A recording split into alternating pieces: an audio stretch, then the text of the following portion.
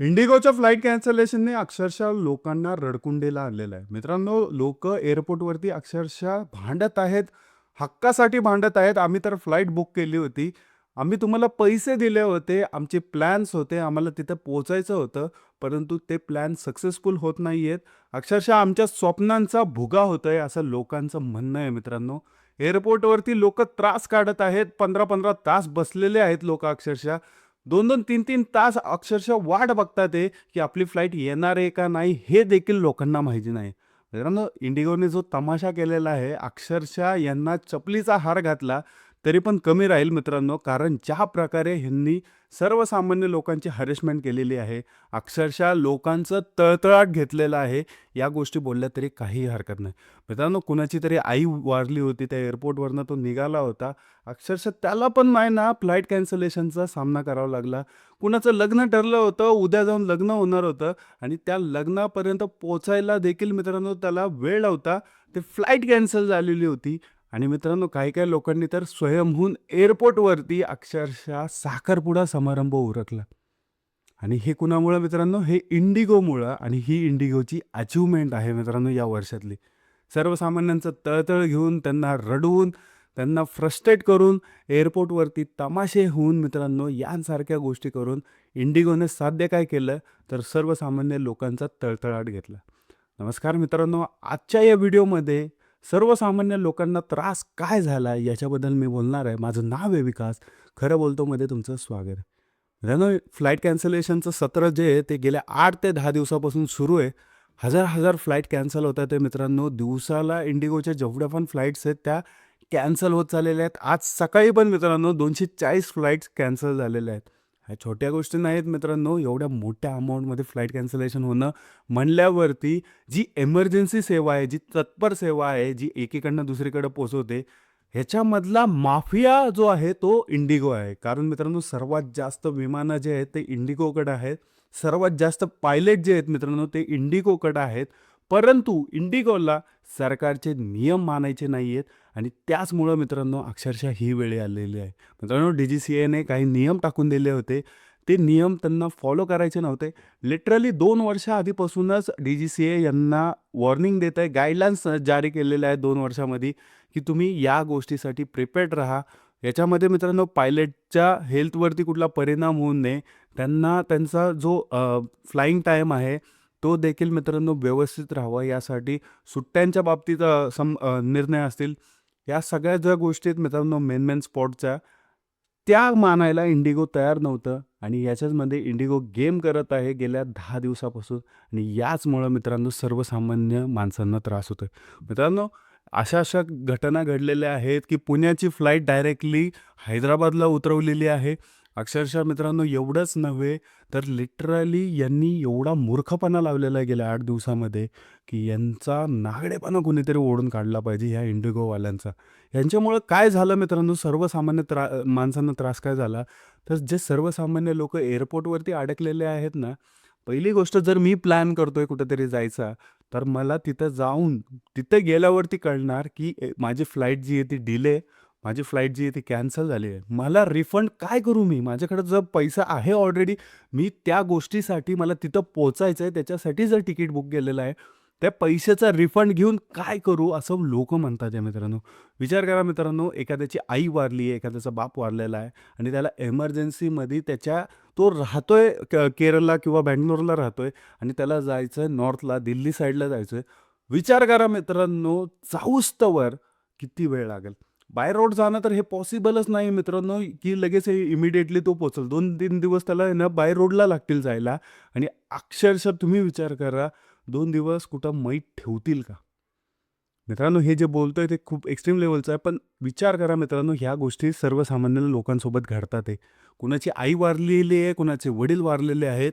पोरं रडतात आहे अक्षरशः एअरपोर्टवरती, परंतु त्यांना तिथं जाता येत नाही, तिथं पोहोचता येत नाही. मित्रांनो, एखादा माणूस ज्यावेळेस मरतं ना, ते सगळ्यात एक लाईफचा मोमेंट असतो. आपला दुःखाचा मोमेंट असतो तो आणि आपला जर रिलेटिव्ह कोण गेला, तर आपल्याला जर आपण तिथपर्यंत पोहोचलो नाही, त्याची मनामध्ये खंत राहते आणि या खंतचं पाप जे आहे ते इंडिगो घेते. मित्रांनो, एवढंच नव्हे, तर सगळ्यात डेंजरस म्हणजे एअरपोर्टवरती नवरदेव स्वतःहून सांगतोय, की लिटरली हे बघा माझ्या लग्नाची पत्रिक, उद्या माझं लग्न आहे, मला कुठल्याही अवस्थेमध्ये पोहोचायचं आहे आणि अक्षरशः नवरदेवच एअरपोर्टवरती अडकलेला आहे गेल्या 10 ते 12 तासापासून आणि पुढं फ्लाइट उडणार आहे का नाही हे कॅन्सलेशन झालेलं आहे, हे देखील त्याला माहिती नाही मित्रांनो. कुठलाच रिस्पॉन्स त्यांना कळत नाहीये, की काय होणार आहे, कुठं फ्लाइट उडणार आहे, काय आहे? एअरपोर्टवरती नवरदेव अडकलेला आहे. एवढंच नव्हे मित्रांनो, 2 कपल जे स्वतःहून म्हणजे ज्यांचा एंगेजमेंट होती, ज्यांचा साखरपुडा होता, त्यांनी अक्षरशः ऑनलाईन पद्धतीने साखरपुडा समारंभ आहे तो अटेंड केला. आता याच्यामध्ये तुम्ही म्हणसाल कसं केलं असेल? मित्रांनो, वडिलांना त्यांचं सांगितलं, की आमची स्क्रीन लावा तुम्ही. तिथं स्क्रीन लावल्यावरती लोकांना तुम्ही सांगा या सगळ्या गोष्टी. म्हणजे आम्ही तिथं अटेंड होतो, ऑनलाईन पद्धतीने अटेंड होतो. सर्व पाहुणे मंडळी जे आहे ते तिथं आले मित्रांनो. ऑनलाईन त्यांनी साखरपुडा अटेंड केला. मित्रांनो, हा साखरपुड्याचा क्षण जो असतो तो आयुष्यात एकदाच येतो. जे लग्न करतात ना त्यांच्यासाठी हा गोल्डन डेज असतात हे लग्नाचे आणि त्याच्यामध्ये मित्रांनो हा साखरपुड्याचा दिवस त्यांनी ऑनलाईन पद्धतीने साजरा केला. कारण कुणामुळं मित्रांनो? इंडिगोमुळं. हे सर्वसामान्य माणसांना भोगावं लागतंय गेल्या 8 दिवसामध्ये. कुणाचं लग्न आहे, कुणाचं हॉस्पिटल आहे, कुणाची इमर्जन्सी आहे मित्रांनो. अशा खूप साऱ्या केसेस ज्या आहेत, त्या ह्या गोष्टीमध्ये समोर येत आहेत आणि ह्याच्यामध्ये विचार करा मित्रांनो, तिथं त्या इंडिगोच्या काउंटरला 1-2 बाया ठेवलेल्या असतात.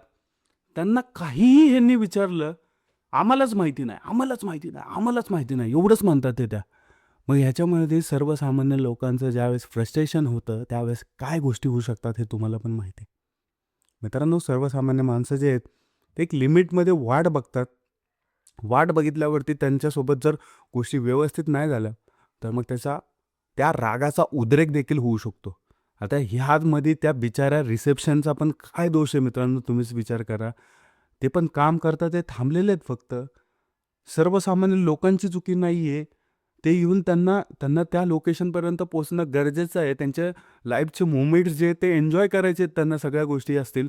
कुणी दुःखात आहे, कुणी सुखात आहे, सगळ्या गोष्टी त्यांना आहे ना फेस करायच्या आहेत आणि याच्याचमध्ये मित्रांनो, ज्या गोष्टी या कंपनी माफियाने, इंडिगोच्या मालकाने केलेल्या आहेत, DGCAने केलेल्या आहेत, यांच्या कारभारामुळे ज्या गोष्टी झालेल्या आहेत, त्याचा सगळा इफेक्ट हा सर्वसामान्य लोकांना भोगावा लागतोय. मित्रांनो, ही अत्यंत दुर्दैवी बाब आहे, की आपल्या इंडियन मार्केटमध्ये एकच अशी कंपनी आहे, जी की डॉमिनेट करत आहे. माफिया म्हणते 65% जे एअरलाइन्स इंडस्ट्री आहे ती ॲक्वायर्ड केलेली आहे तिने. दुसरा कोणी नवीन आला पण नाही आणि टिकला पण नाही आणि ज्यावेळेस माफियाला एखाद्या गोष्टीचं कुठल्याही गोष्टी कळत नाहीत, म्हणजेच काय, एक लक्षात ठेवा, एखादा माफिया जो असतो त्याला नाही आवडलं तर तो विरोधात काम करतो आणि हेच मित्रांनो या एअरलाइन्स कंपनीने केलं. सरकारला झुकवलं. अक्षरशः मित्रांनो सरकारने काहीतरी नियम शिथिल देखील केलेले आहेत. सर्वसामान्य लोकांना त्रास झाला. ज्यावेळेस सर्वसामान्य लोकांना त्रास होतो, त्यावेळेस जाऊन सरकार ॲक्शन मोडमध्ये येतं आणि हे आपल्याला ह्या फ्लाइट माध्यमातून दिसून आलं. नक्कीच मित्रांनो, एवढीच विनंती राहील, की अशा गोष्टी करण्याआधी विचार करा आणि याच्यामध्ये सगळ्यात मूर्खता मित्रांनो, ज्या बाकीच्या एअरलाईन्स आहेत ना, त्यांचं दुर्दैव आणि त्यांचा घाणेरडापणा आपल्याला दिसून आला मित्रांनो. मित्रांनो, 2-2, 3-3 पट हे तिकिटाचे रेट करून ठेवले ह्यांनी. त्यांची जर एखादी फ्लाइट अवेलेबल असतील, त्यांचे डबल-टिबल रेट करून अक्षरशः मित्रांनो सर्वसामान्य लोकांकडनं फायदा बघितला या लोकांनी. म्हणजेच काय, मेलेल्या माणसाच्या टाळूचं लोणी खायचा प्रकार ह्या बाकीच्या कंपन्या करतात आहे आणि त्यात तुम्ही विचार करा मित्रांनो, ह्याच्यामध्ये अशा मोमेंटमध्ये ज्या वेळेस मित्रांनो, की लिटरली कोणतरी इमर्जन्सीमध्ये अत्यंत दुर्दैवी घटना आहे मित्रांनो. आम्ही या घटनेचा निषेध करतो. इंडिगोचा निषेध करतो आणि मित्रांनो या बाबतीमध्ये सरकारने कारवाई करणं अत्यंत आवश्यक आहे. ज्या सर्वसामान्य लोकांचे जे मोमेंट्स आहेत, जे मिस झालेले आहेत, ते आपण परत आणू शकत नाही. माफीनामा द्यावा. प्रत्येक फ्लाइटचा ज्यांनी बुकिंग केली होती त्याच्या त्या डेटमध्ये त्यांना माफीनामा द्यावा. कंपन्सेशन द्यावं त्यांना या कंपनीने. अक्षरशः जेवढे पॅसेंजर आहेत त्यांना पत्र पाठवून, मेल पाठवून माफी मागावी. कंपन्सेशन द्यावं त्यांना. लिटरली त्यावेळेस कुठेतरी जाऊन समाधान वाटेल. परंतु त्यांचे स्पेसियस मोमेंट जे आहेत लाईफचे ते यामधनं हे होणार नाही आहेत मित्रांनो. पण तरी देखील कुठेतरी मनाला समाधान वाटावं म्हणून ह्या गोष्टी या कंपनीने करणं गरजेचं आहे. कारण ह्या कंपनीवरती लोकांनी 1-1, दीड-दीड महिन्याआधी विश्वास टाकलेला आहे. या कंपनीच्या फ्लाइट्स बुक केलेल्या आहेत आणि या कंपनीवरती विश्वास दाखवल्यावरती या कंपनीने अक्षरशः घात केलेला आहे. त्यामुळे मित्रांनो नक्कीच या कंपनीवरती कारवाई व्हायला पाहिजे.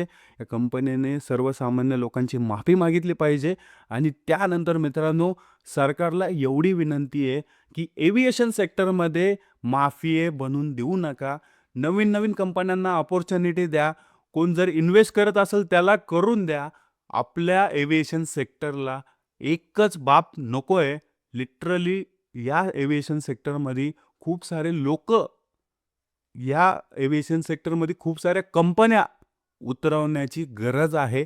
त्यावेळेस जाऊन कुठेतरी हा प्रॉब्लेम सॉल्व्ह होऊ शकतो. नाहीतर पुढे जाऊन तुम्ही कुठले नियम आणले, तर या कंपन्या ह्याच गोष्टी सारखं-सारखं करत राहतील. मित्रांनो, नक्कीच व्हिडिओ आवडला असेल तर लाईक करा, सबस्क्राईब करा. भेटूया पुढच्या व्हिडिओमध्ये. जय हिंद, जय महाराष्ट्र.